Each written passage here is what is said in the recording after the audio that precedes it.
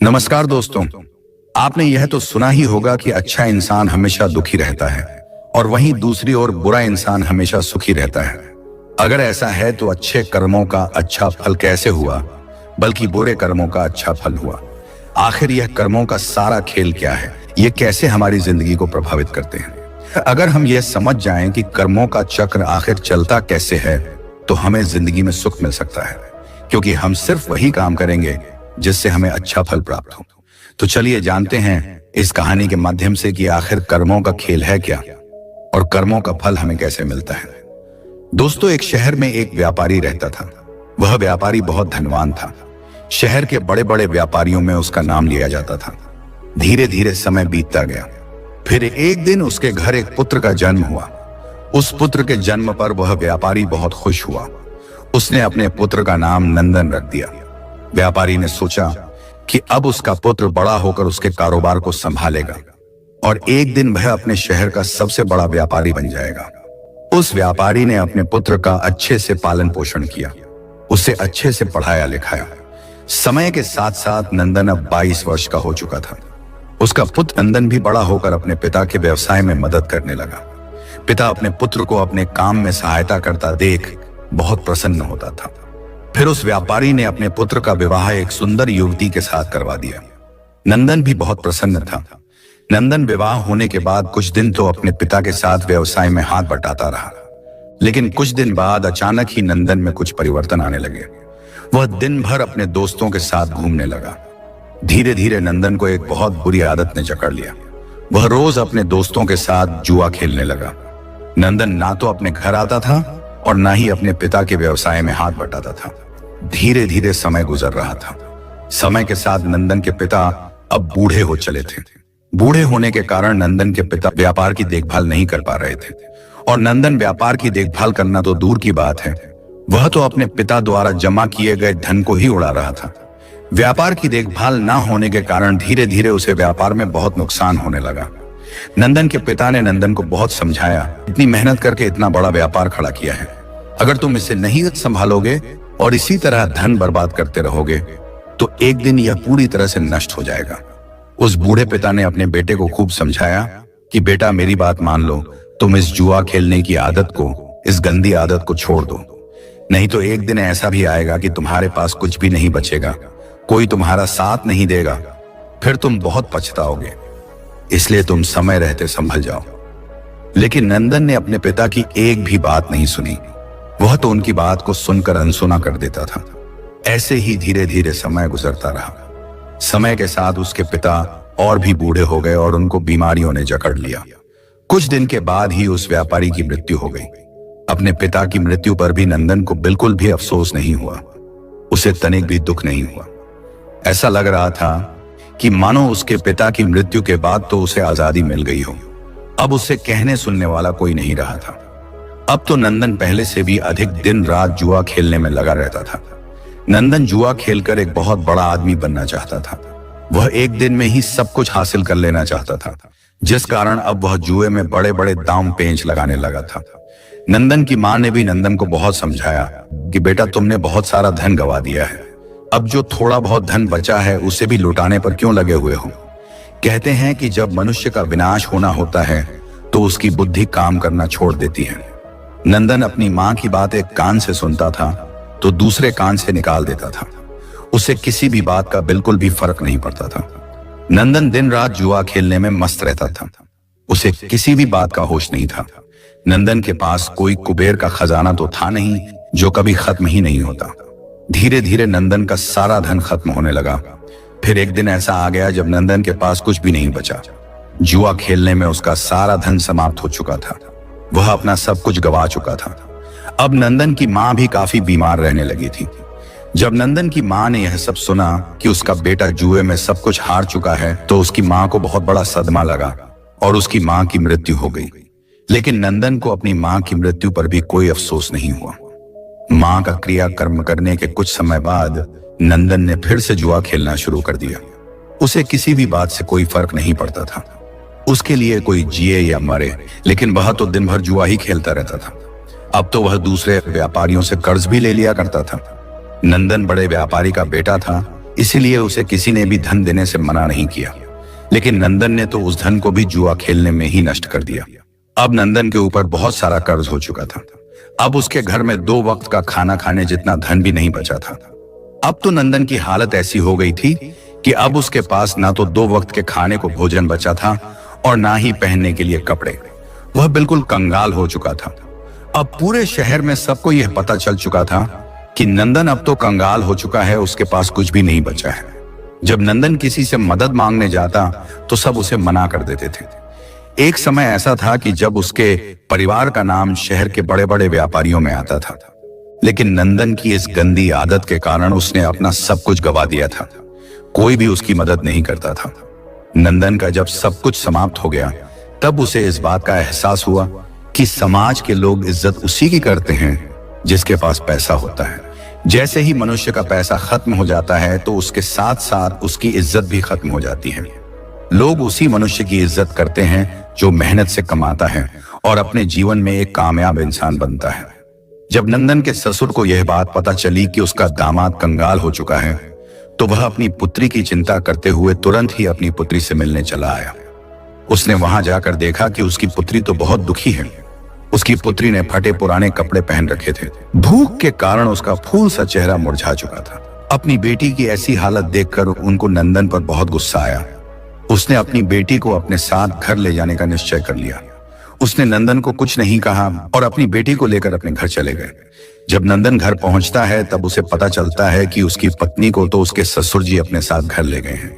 यह सुनकर नंदन बहुत दुखी होता है। अब वह बिल्कुल अकेला पड़ चुका था। अब ना तो उसके पास पैसा था, ना उसकी पत्नी थी और ना ही उसके माता पिता। सब लोग उसे अकेला छोड़कर चले गए थे। नंदन अपनी ऐसी हालत देखकर फूट फूट कर रोने लगा। अब नंदन को अपने पिता की हर वह बात याद आने लगी जो उसके पिता ने उसे समझाई थी। उसकी ऐसी हालत का जिम्मेदार वह स्वयं ही था।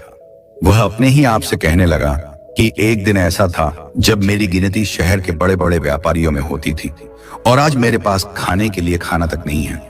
मैंने अपने पिता की सारी जमा पूंजी इस जुए में हरा दी है। अब आज के बाद मैं कभी जुआ नहीं खेलूंगा। अब मैं मेहनत करूंगा और अपना खुद का व्यापार फिर से खड़ा करूंगा।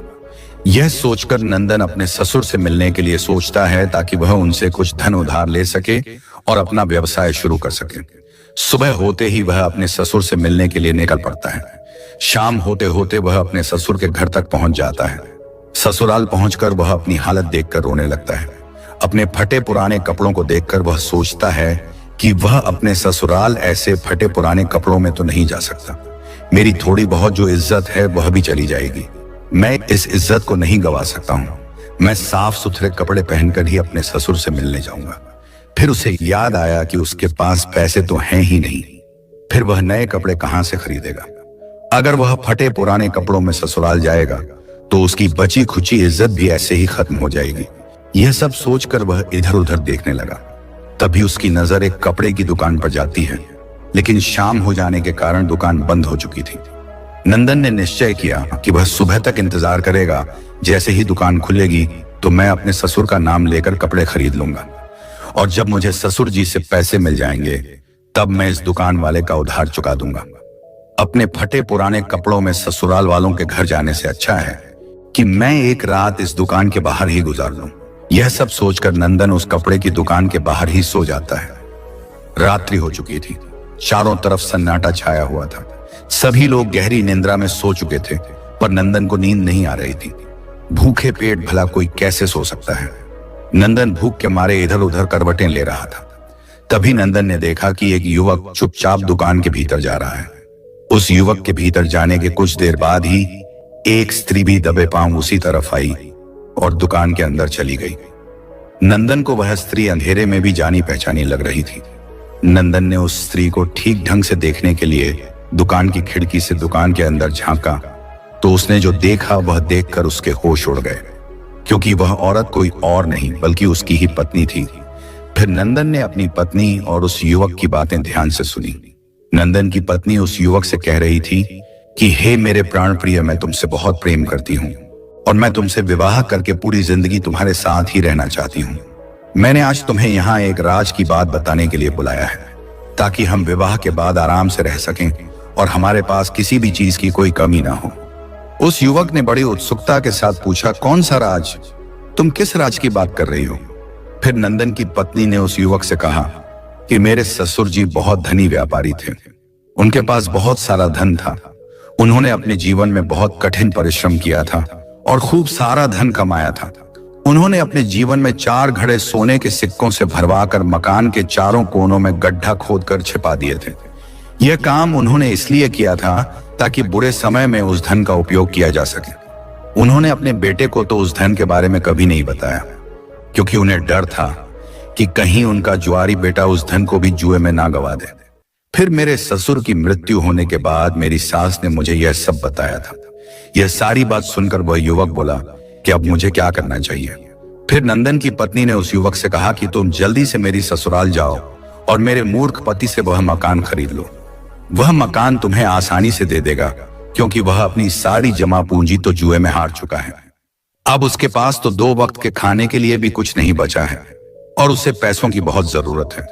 फिर तुम उस मकान के चारों कोनों की खुदाई करना और फिर उन चारों घड़ों को अपने कब्जे में कर लेना, जिसके बाद हमें कभी भी धन कमाने की आवश्यकता नहीं पड़ेगी और फिर हम पूरा जीवन खुश रहेंगे। अपनी पत्नी की यह सारी बातें सुनकर नंदन को गहरा आघात लगा। वह सोचने लगा कि आज मेरी बुरी आदतों के कारण मेरी पत्नी मेरी नहीं है, बल्कि वह पराये पुरुष के साथ है और उससे विवाह करने की योजना बना रही है। लेकिन मैं ऐसा कभी होने नहीं दूंगा। मैं अपने पिता की कमाई हुई दौलत इस आदमी के हाथों में कभी नहीं जाने दूंगा। माना कि मैं बुरी संगत में पड़ गया था, मुझे जुआ खेलने की गंदी लत लग गई थी, लेकिन अब मुझे सब कुछ समझ में आ गया है। वो मैं अपने पिता की दौलत को इस तरह लूटने नहीं दूंगा। मुझे पता है कि मेरे पिता ने यह दौलत कितनी मेहनत से कमाई थी। यह सब सोच नंदन तुरंत अपने शहर के लिए निकल जाता है। सुबह होते होते वह अपने घर पहुंच जाता है। घर पहुंचकर वह बिना कोई समय गंवाए अपने घर के चारों कोनों की खुदाई करना शुरू कर देता है। खुदाई करने के थोड़ी ही देर बाद उसे वह चारों घड़े मिल जाते हैं, जिसे देखकर नंदन बहुत खुश हो जाता है और अपने पिता को धन्यवाद करता है। फिर वह उन चारों घड़ों से सोने के सिक्कों को निकाल लेता है और उन घड़ों में मिट्टी भरकर वापस उसी जगह पर रख देता है। इसके बाद नंदन अपनी पत्नी के प्रेमी का इंतजार करने लगता है। कुछ दिनों के बाद उसकी पत्नी का प्रेमी उसके घर आता है। वह उसके घर आकर उससे कहता है कि मैंने सुना है कि तुम अपना यह घर बेच रहे हो। मैं काफी दिनों से इस शहर में खरीदने के लिए घर ढूंढ रहा हूं, क्योंकि मुझे इस शहर में अपना व्यवसाय शुरू करना है। मुझे घर की बहुत जरूरत है और तुम्हें इस घर के मुंह मांगे पैसे मिल जाएंगे। नंदन तो इसी मौके के इंतजार में था। उसे उस आदमी की सारी योजना पहले से ही पता थी। उसने तुरंत अपना मकान उस आदमी को बेच दिया। फिर नंदन मकान बेचने से मिली रकम और सोने के सिक्कों को लेकर दूसरे शहर को चला गया, ताकि वह वहां जाकर फिर से अपना व्यवसाय शुरू कर सके। वहां पहुंचकर नंदन ने अपना व्यापार शुरू कर दिया। शुरू में उसे बहुत कठिनाई हुई, लेकिन उसने खूब मेहनत की और अपने आप को बुरी आदतों से दूर रखा। व्यापार में कभी कभी थोड़ी थोड़ी ऊंच नीच हो जाती थी, लेकिन उसने सब कुछ संभाल लिया। आखिर वह भी एक व्यापारी का ही तो बेटा था। उसे व्यापार के बारे में सारी जानकारी हासिल थी। धीरे धीरे नंदन का व्यापार चल पड़ा। थोड़े से दिनों में ही उसने बहुत सारा धन कमा लिया। फिर उस शहर में रहने वाले एक सेठ की नजर नंदन पर पड़ती है। सेठ ने नंदन को देखकर यह सोचा कि यह युवक बहुत बड़ा मेहनती है। इसने इतने कम दिनों में अपने व्यापार को बुलंदियों पर पहुंचा दिया है। मुझे अपनी बेटी के लिए इससे अच्छा लड़का तो मिल ही नहीं सकता है। मैं अपनी बेटी की शादी इस युवक से कर देता हूँ। फिर वह सेठ उसी वक्त नंदन के पास आया और नंदन के सामने शादी का प्रस्ताव रख दिया। नंदन ने भी सेठ का प्रस्ताव स्वीकार कर लिया। सेठ ने फिर कुछ दिन बाद अपनी बेटी की शादी नंदन से करवा दी। अब नंदन के पास वापस पहले जैसा सब कुछ हो गया था।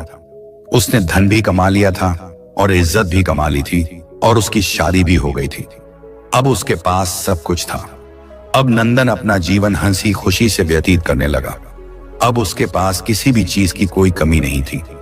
उधर नंदन की पुरानी पत्नी का प्रेमी वह घर पाकर बहुत खुश हो रहा था, लेकिन जब उसने मकान के चारों कोनों की खुदाई की तो उसे सोने के सिक्कों के बदले मिट्टी से भरे घड़े मिले। मिट्टी से भरे घड़ों को देखकर वह छाती पीट पीट कर रोने लगा। उस युवक को नंदन की पत्नी पर बहुत क्रोध आ रहा था। वह सोच रहा था कि काश उसने उसकी बात नहीं मानी होती। उसने मुझे ठगा है। अगर मैंने उसकी बात नहीं मानी होती तो मुझे आज अपना धन नहीं गंवाना पड़ता। मुझे सोने के सिक्के मिले नहीं और ऊपर से मेरे जीवन भर की सारी जमा पूंजी मुझसे छिन गई। इस घर को खरीदने में मैंने अपना सारा धन गवा दिया है। अब मेरे पास कुछ भी नहीं बचा है। मैं तो बिल्कुल कंगाल हो चुका हूं। उस युवक ने निश्चय किया कि अब वह अपनी प्रेमिका यानी नंदन की पत्नी को सबक सिखाएगा। वह वापस अपने गांव लौटा और अपनी प्रेमिका को बुलाया और कहा, तूने मुझे ठगने की कोशिश की है। मेरी सारी जमा पूंजी तूने बर्बाद कर दी। अब मेरे पास कुछ भी नहीं बचा है। तूने कहा था कि उन घड़ों में सोने के सिक्के मिलेंगे, पर उन घड़ों में तो मिट्टी भरी है। तुमने मुझे बर्बाद कर दिया, मुझे कहीं का नहीं छोड़ा। मैंने तुम्हारे ऊपर विश्वास किया था, लेकिन तूने मेरी जिंदगी बर्बाद कर दी। अब तू देख मैं तेरा क्या हाल करता हूं। अब तू किसी को मुंह दिखाने लायक नहीं रहेगी। यह कहकर उस प्रेमी ने अपनी प्रेमिका के नाक और कान को छुरी से काट डाला और वहां से चला गया। अब नंदन की पत्नी अपनी ऐसी हालत पर फूट फूट कर रोने लगी। वह इतनी बदसूरत हो गई थी कि अब वह अपने आप को शीशे में देख ले तो खुद से खुद ही डर जाए। अपनी ऐसी हालत की जिम्मेदार वह खुद ही थी। अब वह जीवन भर इसके लिए पछतावा करती रही कि काश उसने ऐसा नहीं किया होता। लेकिन अब जो हो गया सो हो गया। बीते हुए कल को हम वापस नहीं ला सकते हैं, बस बीता हुआ कल हमें कुछ सिखाकर ही जाता है।